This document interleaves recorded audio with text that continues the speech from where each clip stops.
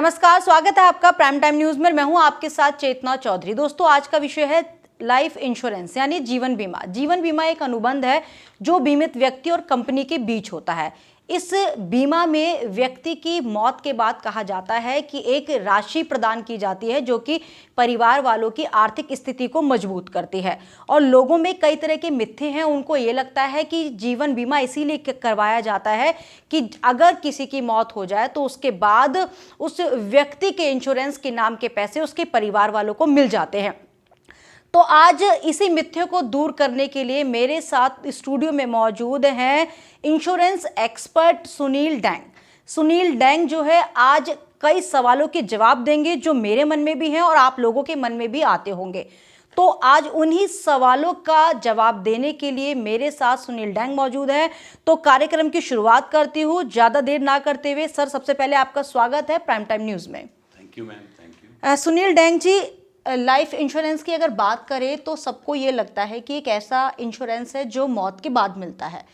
तो आप हमारे दर्शकों को ये बताइए कि आखिर लाइफ इंश्योरेंस है क्या और हमें किस तरह के इंश्योरेंस में इन्वेस्ट करना चाहिए पैसा। जी मैडम, सबसे पहले तो मैं शुक्रगुजार हूँ आपका और आपके चैनल का।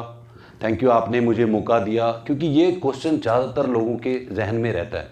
लाइफ इंश्योरेंस के बारे में लोगों का मिथ है कि ये मरने का बीमा होता है, जबकि मरने का बीमा होता तो इसका इंश्योरेंस का नाम डेथ इंश्योरेंस होता, लाइफ इंश्योरेंस नहीं होता। जी। लाइफ इंश्योरेंस का मतलब है ये आपके परिवार का लाइफ जुड़ा है इस इंश्योरेंस के साथ। इसमें 3 तरह के इंश्योरेंस होते हैं। जनरली फर्स्ट इंश्योरेंस बोलते हैं जिसको टर्म इंश्योरेंस बोलते हैं, सेकंड इंश्योरेंस होता है यूलिप इंश्योरेंस और थर्ड कन्वेंशनल प्लान होता है। ज़्यादातर हमारे टीवी में, वीडियो में, हर जगह ऐड एक मिलती है कि 400 रुपये में टर्म इंश्योरेंस ले लो, 1 करोड़ का इंश्योरेंस ले लो, और लोगों को लगता है कि यही इंश्योरेंस है, जबकि हिंदुस्तान में ऐसे इंश्योरेंस कम चलते हैं। क्योंकि इंडिया से बाहर हर जगह आफ्टर 60 अगर आप सर्वाइव करते हैं तो आपका पेंशन का सिस्टम गवर्नमेंट ने रखा है, लेकिन इंडिया में ऐसा कोई प्रोविज़न नहीं है। जी। तो आपको ऐसा इंश्योरेंस करना है, अगर आपको कुछ हुआ तो आपके परिवार को पैसा मिलता है, अगर नहीं हुआ तो आपके सर्वाइवल के टाइम आपको वो पैसा मिलता है। एज ए पेंशन के रूप में ले लो या लमसम ले लो, एक कॉर्पस इकट्ठा हो जाता है। तो इसमें मैं आपको बताऊंगा, जितना जो टर्म इंश्योरेंस है, जो लोग बड़ा इंश्योरेंस नहीं ले सकते, एटलीस्ट उनको वो टर्म इंश्योरेंस लेना चाहिए जो 30 पैसे पर 1000 से स्टार्ट हो जाता है और 7 रुपीज़ पर 1000 तक जाता है। जी। सर, आजकल मार्केट में कई सारी कंपनियां जो हैं वो कई तरह के इंश्योरेंस जो है वो देती हैं। तो कौन कौन सी कंपनियां हैं मार्केट में अभी प्रेजेंट में जो इंश्योरेंस दे रही है और लोगों को उसमें इन्वेस्ट करना चाहिए, वो बेहतर रिटर्न लोगों को देती है, या प्रीमियम की बात करें तो? देखो मैडम, जहाँ तक समझा जाए रिटर्न की बात, रिटर्न इसमें जो रिटर्न होती है ना, वो इसको पहले तो इन्वेस्टमेंट नहीं बोलना। ये इन्वेस्टमेंट नहीं है, एक सिक्योरिटी है जो अपने परिवार के लिए आप परचेज करते हैं। और इस समय मार्केट में 25 कंपनियां सर्वाइव कर रही हैं, चल रही हैं, जिसमें एक गवर्नमेंट कंपनी है LIC ऑफ इंडिया, बाकी 24 कंपनियां प्राइवेट कंपनियां हैं। हर कंपनी अपने हिसाब से अपना इंश्योरेंस सेल कर रही है और किसी का भी पैसा इन कंपनियों में मरता नहीं है, क्योंकि ये सब कंपनियां IRDA से गवर्न होती हैं। एक LIC ऐसी कंपनी है जिसको IRD के साथ साथ गवर्नमेंट ऑफ इंडिया की गारंटी भी साथ है। जिन लोगों को LIC पे बिलीफ है वो LIC से लेते हैं, बाकी पैसा किसी का नहीं मरेगा, आपकी capital from very first day guaranteed होती है। सर, लाइफ इंश्योरेंस कितना लेना चाहिए? कितना से मतलब आपका मैम? मैम सर, जैसे कि उसका एक अमाउंट होता है कि आप 1 लाख का ले रहे हैं, 1.5 लाख का ले रहे हैं, 2 लाख का, कितना इंश्योरेंस लेना चाहिए और क्या हर कंपनी का रेट एक है या फिर अलग अलग है? इसमें हर कंपनी के पास अलग अलग प्रोडक्ट हैं और हर प्रोडक्ट हर कंपनी ने अपने हिसाब से दिया है। जैसे कई लोग चाहते हैं कि छोटा इंश्योरेंस हो, कई लोग चाहते हैं लॉन्ग टर्म इंश्योरेंस हो। हर कंपनी ने अपने कस्टमर को लुभाने के लिए अपने अपने तरीके के प्रोडक्ट दिए हुए हैं, जिसको जो सूट करता है वो ले सकता है। और इसमें अगर इनकम टैक्स की बात बोलें तो एक आदमी 1.5 लाख तक का इंश्योरेंस लेता है तो उसको प्रीमियम पे वो डिस्काउंट मिलता है, रिबेट मिलती है उसके इनकम टैक्स से। जी मैडम, रिबेट दिया जाता है? रिबेट मतलब आपका इनकम टैक्स में अगर आपका टैक्स बनता है, अगर आपने LIC में सेविंग की है 1.5 लाख तक, तो उसमें आपको 30,000 तक का रिबेट मिलता है इनकम टैक्स से। जी। सर, जैसे मैंने कार्यक्रम की शुरुआत में ये कहा था कि लोगों को लगता है कि ये मरने का बीमा है, जी। तो सवाल मेरा ये है कि ज़्यादातर लोगों को यही लगता है कि हम कौन सा मरने वाले हैं, हम क्यों बीमा ले, हमें क्या बीमे की ज़रूरत है, हम तो अमर होकर आए हैं। तो ऐसे लोगों के लिए आप क्या कहेंगे, किस तरह से उन्हें बताएंगे कि आखिर असल में बीमा है क्या? मैडम, ये बहुत अच्छा सवाल है आपका।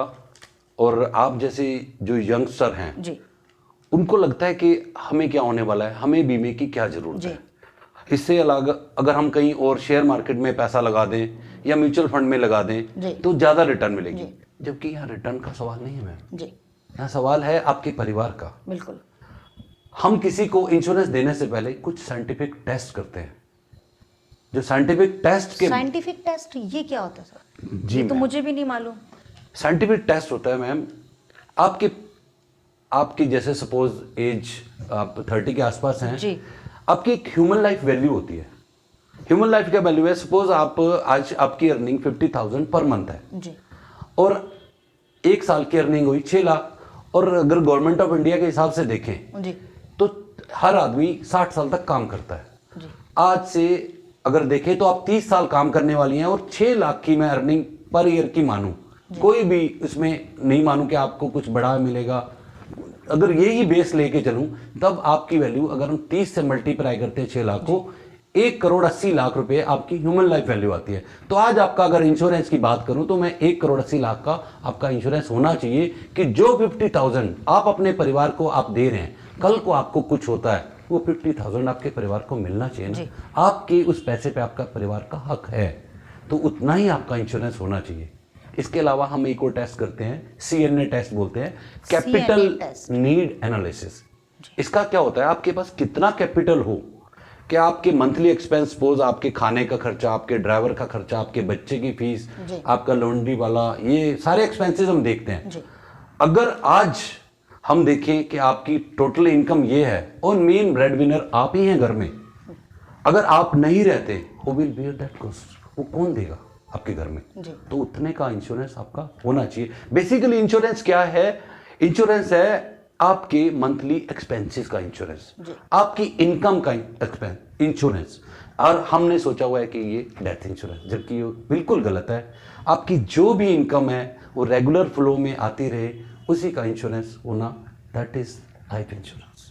मिनिमम इंश्योरेंस कितना होना चाहिए और मैक्सिमम कितना होना चाहिए? क्या 1.5 लाख से ज़्यादा का भी इंश्योरेंस कर सकता है कोई व्यक्ति? मैडम, 1.5 लाख तक आपको इनकम टैक्स से छूट मिलती है। जी। अब जैसे गवर्नमेंट ने क्या लिया है, आप अगर स्कूटर चलाते हो आपको एक हेलमेट पहनना है। हेलमेट पहनना है तो आपका चालान बचता है, लेकिन 100 रुपए का हेलमेट से भी चालान बचेगा। जी। और अच्छी क्वालिटी का ISI मार्क वाला हेलमेट लेते हैं तो उससे भी चालान बचता है। लेकिन चालान के साथ साथ हमारा सिर भी बचता है मैडम। अगर सर सलामत है ना तो पगड़ियां हजारों हैं। जी। अगर आपने इनकम टैक्स के लिए लेना है तो 1.5 लाख की छूट है, लेकिन अगर अपनी ह्यूमन लाइफ वैल्यू के हिसाब से आप इसको लेना चाहते हैं तो जो आपका इनकम है और नेक्स्ट जब तक आप कमाने वाले हैं जी उतने का टोटल करके उतने का इंश्योरेंस लेते हैं, तो पहले दिन से ही आपको वो पीस मिलता है जो आपको अपने परिवार के लिए चाहिए। और वो इंश्योरेंस आपकी इनकम को गारंटी कर देता है। तो आपका परिवार भी आपके जाने के बाद, देखो आदमी की कमी तो कोई पूरी नहीं कर सकता, लेकिन जो पैसे की मोहताजगी आ जाती है वो इंश्योरेंस जरूर पूरी कर देता है। सर, मार्केट में कई तरह की कंपनियां आजकल इंश्योरेंस देने का दावा करती हैं। जी। तो क्या लोगों को ये भी लगता है कि कुछ कंपनियां इंश्योरेंस लेके भाग जाती हैं? क्या ऐसा भी है? क्योंकि आप एक्सपर्ट हैं, क्या आपके सामने इस तरह की कभी कोई चीज आई सामने कि कोई कंपनी किसी व्यक्ति का इंश्योरेंस का पैसा लेकर भाग गई हो? नहीं तो मैडम, इसलिए लोगों को डर लगता है कि वो मार्केट में पैसा नहीं वो लगाना चाहते। कभी भी कोई कंपनी नहीं भाग सकती। सारी कंपनियां IRDA से गवर्न है और मिनिमम इनको 3% का रिटर्न देना ही होता है। और जो प्रॉफिट मेकिंग कंपनी है वो 4.5 से लेके 5% तक का रिटर्न देती ही देती है। और ये जो रिटर्न है ये गारंटीड होता है गवर्नमेंट ऑफ इंडिया से। ये फ्लक्चुएट होता रहता है, किसी साल में 3%, किसी में 3.5, किसी में 6, और डिपेंड करता है कंपनी टू कंपनी। वो शेयर कर सकती है तो करना चाहे तो कर सकती है। बेसिकली आपको मैं बताता हूँ, इंश्योरेंस में कई लोग कहते हैं कि हम विश्वास नहीं करते इंश्योरेंस में।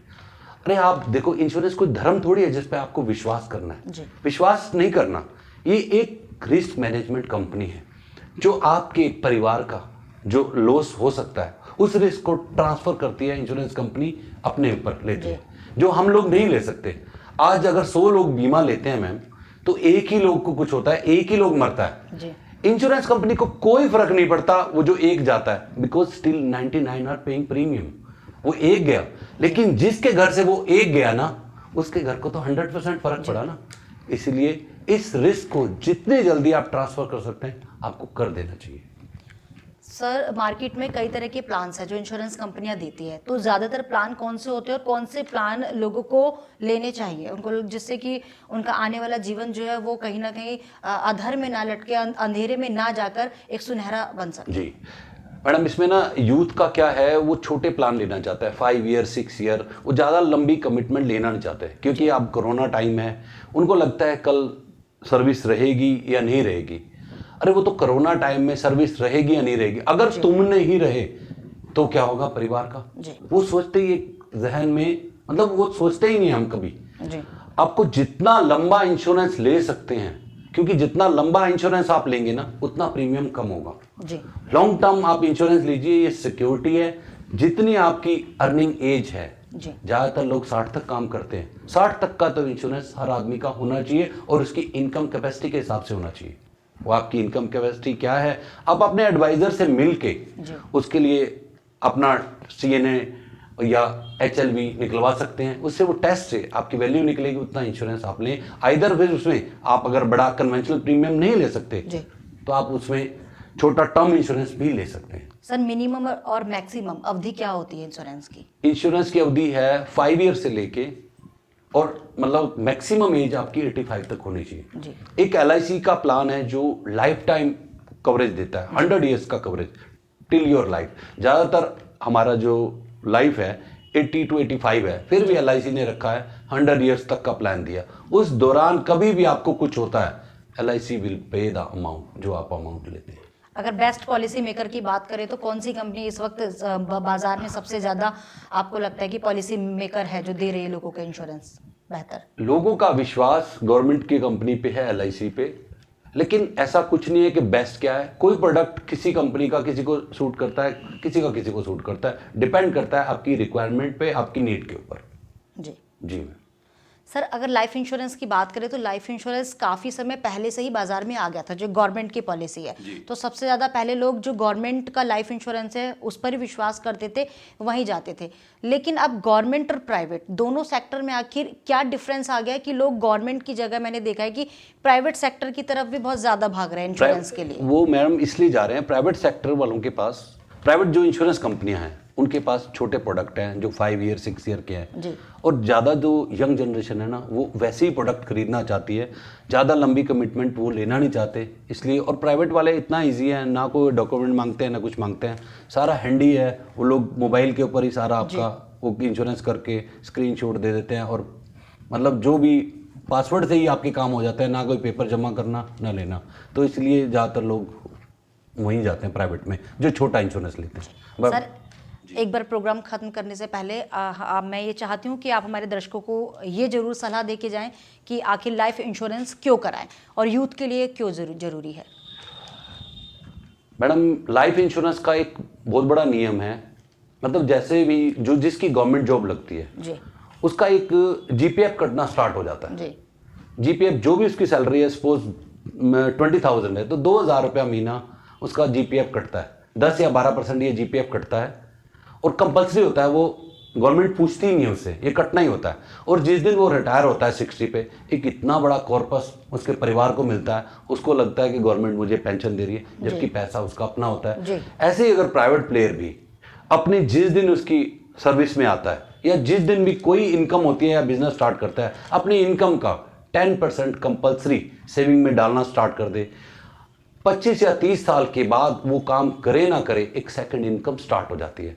और देखो मैम, अगर आपको जयपुर जाना है, आपकी गाड़ी में पेट्रोल नहीं है, तो वो आप जयपुर तक की जो यात्रा है ना उसका आनंद नहीं उठा पाओगे, आप पेट्रोल पंप ही ढूंढते रहोगे।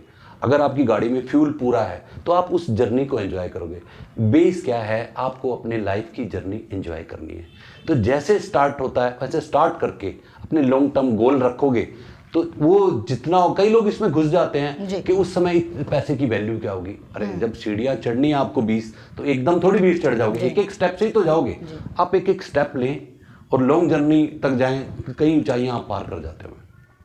सर कई सारे भ्रम आपने दूर कर दिए हैं, मेरे भी, क्योंकि मुझे भी अब तक यही लगता था लाइफ इंश्योरेंस, अरे ये तो मौत का बीमा है। क्योंकि ऐसा सर जनरली घर में भी बोला जाता है कि लोग ये कहते हैं कि अरे हम क्यों इंश्योरेंस करवाएं, आप तो अपनी मौत पहले से ही तय कर रहे हो, मतलब आप सोच के बैठे हो कि आप मर जाओगे तो परिवार को पैसा मिल जाएगा।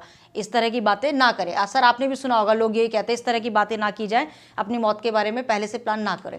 तो ये मौत का प्लान नहीं है मैडम। आदमी जिस दिन पैदा होता है ना, उसकी मौत निश्चित होती है, लेकिन वो हमें समय पता नहीं है। आज मैं कहता हूं कि मौत बिकती है, बोलो खरीदोगे क्या? आज ही डिसाइड करो ना आप कितने की आपकी वैल्यू है, और उससे पहले दिन से एक तो आपके परिवार को सुरक्षा गारंटी हो जाएगी, और एक आपके अंदर पीस ऑफ माइंड रहेगा कि मैंने अपने परिवार के लिए सब कुछ कर दिया है। बहुत बहुत शुक्रिया सर अपना कीमती समय देने के लिए। Thank you Chetna ma'am. आपने सुना कि किस तरह से सुनील डैंग ने यहाँ बताया कि लाइफ इंश्योरेंस जो है वो मौत का इंश्योरेंस नहीं है, उसे अपनी मौत से मत जोड़ो, बल्कि वो आपके परिवार की स्थिति को सुधारने का एक ऐसा जरिया है जो आपके जाने के बाद आपके परिवार को दर दर की ठोकरें खाने से बचाता है। तो इसीलिए देर ना करते हुए जिन लोगों ने भी अभी तक लाइफ इंश्योरेंस नहीं करवाया, बिना सोचे समझे इंश्योरेंस कंपनी के पास जाएं। वो आपकी मर्जी है, आप गवर्नमेंट पॉलिसी लेना चाहते हैं या फिर प्राइवेट सेक्टर में जाके इंश्योरेंस करवाना चाहते हैं, तो बिना देर किए घर से निकलिए, अपने डॉक्यूमेंट लेके जाइए और अपना लाइफ इंश्योरेंस करवाइए और अपने परिवार को सुरक्षा की गारंटी दीजिए। मेरे साथ फिलहाल इतना ही, आगे भी और विषय के साथ फिर हाजिर होंगे। नमस्कार।